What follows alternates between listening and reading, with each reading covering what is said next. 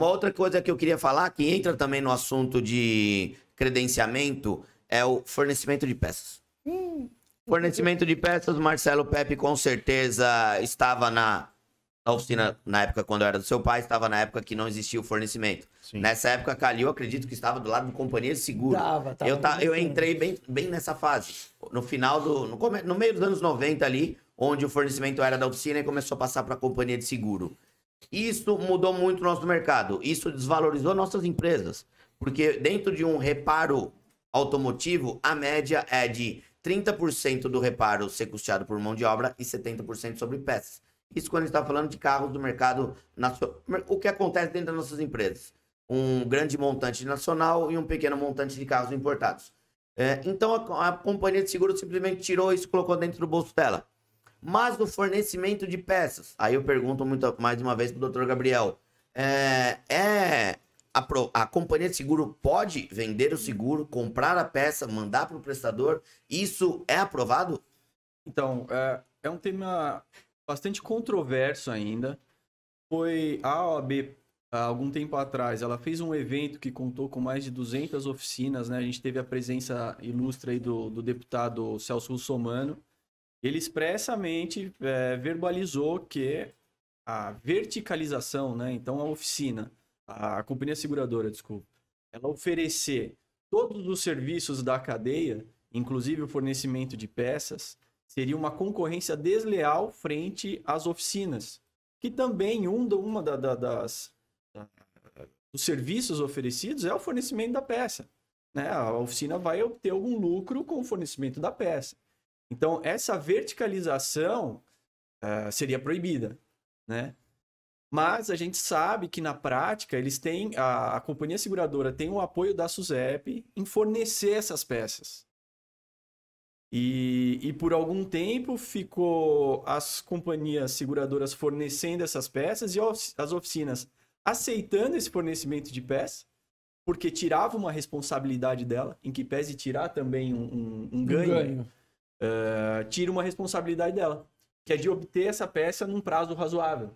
Porque a gente sabe que algumas peças não são obtidas em prazos razoáveis e o veículo fica lá e pode causar algum tipo de constrangimento frente ao consumidor. Então as oficinas aceitaram, mas a gente vê que talvez as oficinas queiram retomar esse fornecimento das peças e do serviço. Eu me lembro muito bem, na época eu advogava ainda, eu não estava na oficina. E se eu não me engano, posso estar fazendo um julgamento errado, mas acho que foi a Mafre ou a Bradesco que começou com a história do fornecimento, uma das pioneiras. Eu lembro do meu pai ficar indignado com a história, por quê? Porque ele sabia quanto isso ia representar na receita da empresa. E a companhia, como a gente estava dizendo, impôs na época a condição e ele simplesmente falou, para mim não serve. Ele foi muito arrojado, muito corajoso na ocasião, porque tínhamos um credenciamento grande dessa companhia e pesou muito. Eu lembro que foi um momento difícil na família de tocar a empresa ali, porque representava demais essa dependência ali, né? Então, mas ele foi firme nesse sentido porque ele via aquilo não com bons olhos, porque ele sabia que ele, além de perder a receita, ele perderia o controle desse processo produtivo, dessa logística de trabalho dentro da empresa. E ele tinha razão, porque hoje a gente passa por isso, a maioria das companhias fornece todas as peças, então a gente fica na dependência dessa peça chegar para finalizar um reparo. Então, fora a questão jurídico-legal aí que fere a liberdade econômica, vamos falar assim, tem esse lado operacional que atrapalha absurdamente. Uma ou outra companhia, a gente sabe que existe uma maleabilidade ali, fala, ó, eu tenho facilidade com o fornecedor X para comprar essas peças, e ela entende e te autoriza a comprar, mas tem outras que não, que ela fica firme ali e demore o tempo que for. E você sabendo que na concessionária vizinha tua, na mesma cidade, muitas vezes tem a peça para o mesmo dia. Ou seja, um carro que demoraria 5 dias para fazer, fica 30 dias parado por conta disso. Então é um negócio muito complexo que atrapalha demais esse processo todo. A justificativa até das companhias seguradoras, assim, a grosso modo, é que isso barateia o seguro ao consumidor. Porque ela fornecendo a peça, ela não impõe novo lucro, né? Ela passaria o preço Então, de custo da peça. Mas ao não é o que consumidor. mostram os balanços. Pelo amor de Deus, não tenho balanço de nenhuma na mão, mas estou falando, não é o que a gente vê na imprensa noticiado pelos resultados de balanço De companhia de seguro. semestralmente, Só aumenta. anualmente, só aumenta. Uhum. Então, não, Já é cairia por incoerente. terra, né? É incoerente aí essa É, discussão. Ô, Calil. eu participei dessa época. Pode perguntar. A minha dúvida é a seguinte: você, quando era do lado da companhia, acho que você pegou essa transição. Sim. Realmente, a companhia ela tem uma economia que seria, a grosso modo, ela está informando que seria uma economia para o cliente, onde a gente sabe, na verdade, que não é. Porém, ela gera uma economia para a própria companhia, para o próprio caixa da empresa, e ela também tem essa questão de prazo. O prazo muitas vezes aumenta muito para o cliente. Existe essa preocupação da companhia de seguro em reparar isso o mais rápido possível para devolver o carro para o cliente na melhor maneira possível? Vamos lá, eu vou fazer a experiência pelo que eu conheci, depois vou te dar meu parecer agora. Há 11, 12 anos atrás, quando eu trabalhei na seguradora, eu militei no mercado de seguro até 2012, né? Ou seja, fazem 11 anos, tá? E a gente já vinha numa implantação muito grande no fornecimento de peças. Por que as seguradoras queriam fornecer peças? Você tem um ganho de escala, ao passo que você compra um número X de peça, ela compra 20X, então ela consegue negociar com concessionárias, montadoras, etc., e outros players. Então, isso é muito importante para ela. E um negócio que a gente tem aqui no país, que a gente não pode esquecer, que é o imposto em cascata. Você está entendendo? Então, a peça entrou na tua oficina por 1.000, você já tem que, no mínimo, vender ela por 1.200. 20% de imposto. Muda aí do super simples de 13 para micro. Mas sempre existe uma carga tributária ali em cima. Você imagina, então, quanto mais, por esse aspecto, é lógico você conseguir quebrar essa cadeia. Vou comprar direto do fornecedor. E aí você não fica refém do imposto em cascata, que nós somos obrigados, a partir do momento que eu tiro uma nota fiscal de R$1.000 para a seguradora, eu tenho que depositar 200 lá para o governo. Tá? Então, por esse aspecto, é lógico, pela seguradora, vamos fornecer. Agora, vamos no aspecto de oficina.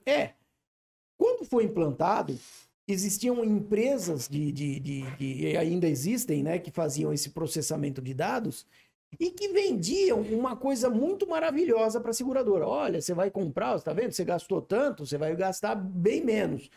E isso, aos olhos da diretoria, tudo é muito lindo. É resultado. Vamos fazer, vamos ver. Então, teve um acompanhamento muito grande das diretorias, de um modo geral, das seguradoras, né? Verificando qual era a redução de custo e tudo mais, para repassar isso para o cliente. Nós estamos falando do lado bom do negócio.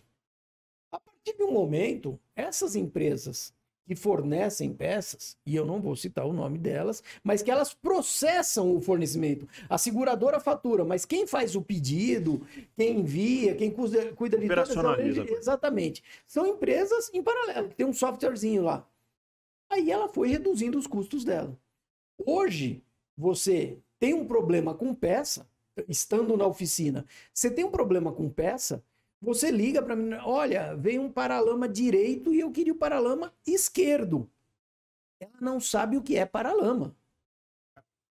É paralama ou é aquela parte que vai embaixo? Você fala, olha, eu peguei um farol, ele não veio um farol de LED e o carro tem um sistema de LED. Quem que tem que processar isso tudo? Acaba caindo para a gente, ligar para a concessionária, falar com o sujeito, bate foto da peça, mostra para o cara. A gestão de... Exato. Ou seja, todo o bônus ficou para a seguradora e para essa empresa que cobra por esse serviço da seguradora. E todo o ônus ficou com a gente. Para a oficina. Exatamente. Eu acho que passou da hora do mercado sentar e conversar essa equalização. Vem cá, você vai fornecer o quê? A partir do momento que você está fornecendo, você vai fornecer tudo. Porque você tira também a minha margem. Claro. Eu antes entrava na concessionária, ia comprar peça, o seu Pedro, tapete vermelho e tudo mais, como oficina. Agora, você vai. Peraí, qual o seu CNPJ? E aí você não tem margem como oficina para negociar descontos maiores nas linhas de. Ou seja, uma história de negociação, de pagamento adimplente, em vencimento, Exato, mas tudo de isso- todas as empresas, das jornalistas, Exato. ignoraram, né? Foi ignorado. Opa, agora a gente vende para a seguradora. Parece que nós não somos mais. Exato. Como eu compro peças na minha oficina, eu mesmo vou no balcão lá e compro com o vendedor. E ele fala, cara, eu trabalhava na parte lá do pessoal do telemarketing, lá do seguradora. X. Ele falou, cara, eu tava ficando louco com aquilo.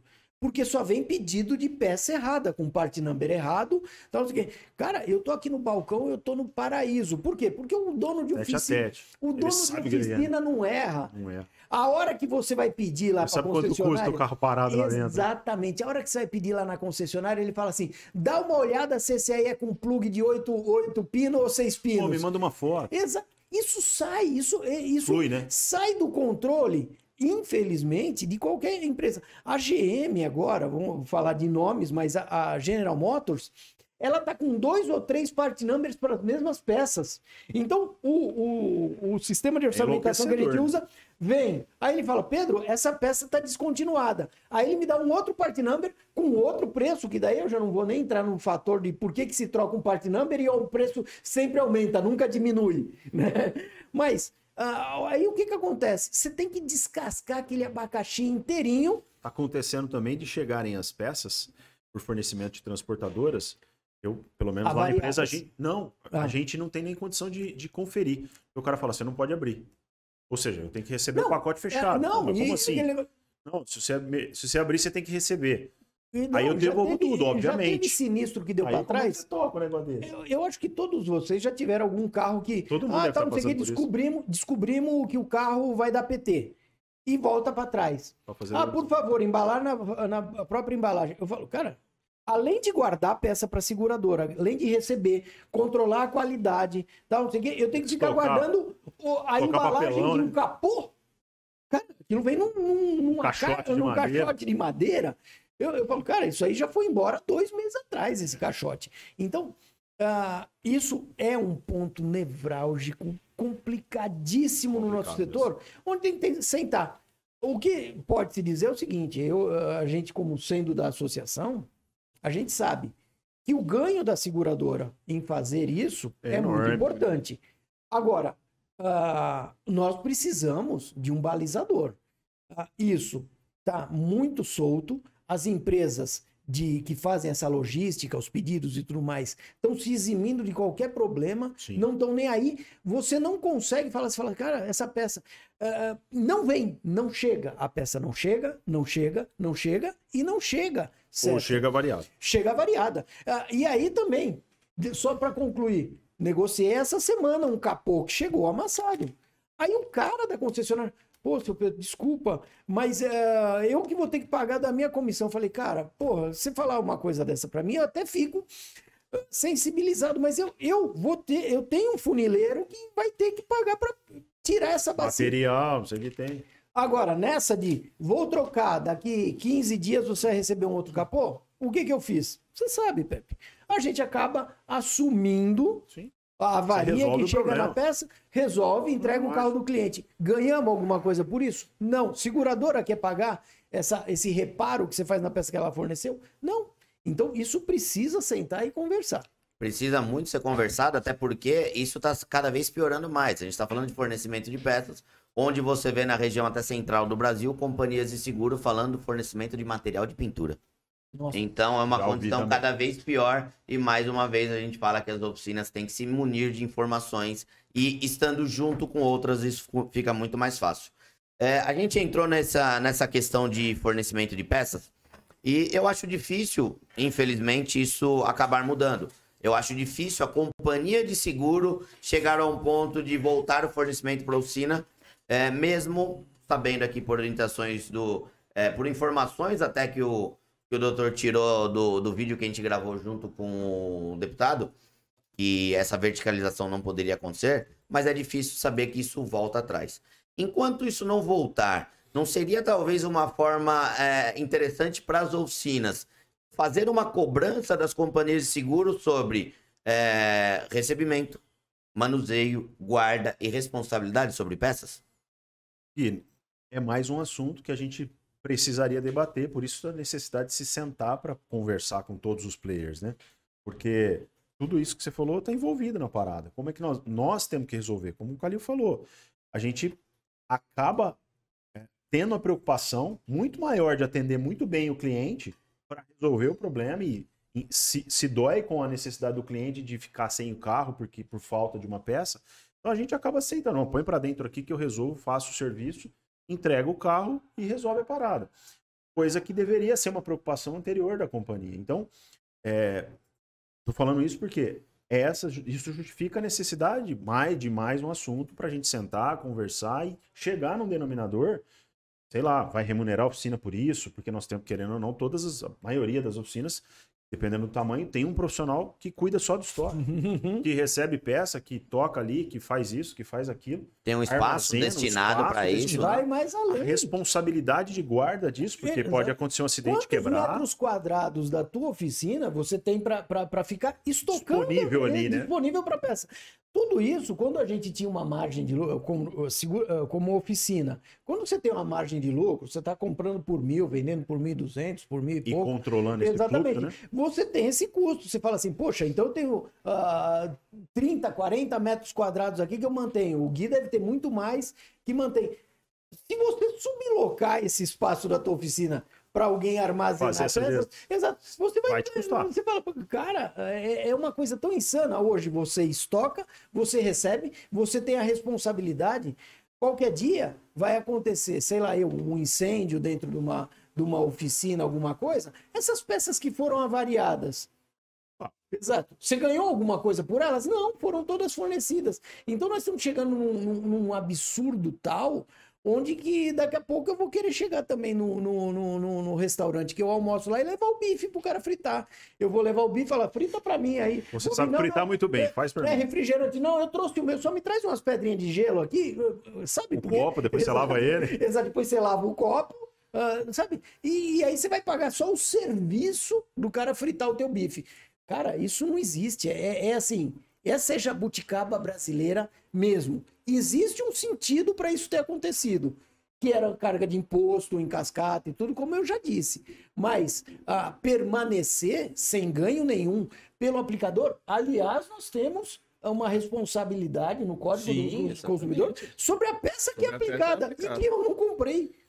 Ou seja, se ela der algum problema... Em dois momentos, né? Na guarda e na aplicação. Na guarda e na aplicação. Se essa peça quebrar, tiver um acidente, um veículo, tudo recai sobre mim. Eu não comprei essa peça, não tive lucro nenhum sobre essa peça. Pelo contrário, eu sou uma parte mais frágil. Gabriel, essa é uma questão que vai muito de encontro com o que a gente estava falando do contrato de prestação de serviço que a gente tem com as seguradoras. No contrato também não prevê nenhum tipo de cobrança. Fala do fornecimento de peças por parte da seguradora, mas não fala nenhuma de cobrança de nós como oficinas. Mas é uma questão também que a gente pode trazer a debate? Sem dúvida nenhuma. Mais uma vez, é uma relação comercial que vocês têm junto às companhias de seguro. Então, as oficinas têm que tentar, ao menos, em que pese ser um contrato de adesão, aquele contrato imposto às oficinas, em algum momento ela tem que expor as angústias dela. E uma delas é armazenar essas peças que elas recebem das companhias seguradoras. Os contratos, eles podem ser físicos, esses que a gente assina a todo momento, mas os contratos verbais também existem, né? Então, a bilateralidade, né? Vocês e companhias seguradoras. Então, a partir do momento que você chega as peças, você recebe e armazena, você assinou um contrato de armazenagem daquelas peças ali, mesmo que de forma verbal, e são merecedores de alguma remuneração nesse sentido. Eu acho que a praxe do mercado, que nem o Calil falou agora, que trouxe esse momento pra gente. A gente chegou nesse ponto por causa da praxe de mercado. Até então, tínhamos um pagamento justo dos honorários pelos serviços, ao passo que esses honorários ficaram defasados, já não vale mais a pena você armazenar essa peça, porque antes estava no seu preço, agora não está mais. Você já está com o pagamento defasado. vamos trazer, a gente vai levar a debate isso. Mais uma vez, vamos sentar na mesa com a companhia. A gente não pode obrigá-los. Então não é obrigá-los, né? Falar, você tem que me pagar aqui. A gente quer trazer a debate. E fazer analisá-los, né? E fazer Exatamente. analisar esses pontos de vista. O que eu acho que o Marcelo falou uma coisa muito importante, o Calil até complementou. Você tem um custo de um profissional para receber essa peça. O Calil comentou que você tem um custo do espaço que você tem essa peça. Agora vai por falha do seu profissional de recebimento receber uma peça danificada.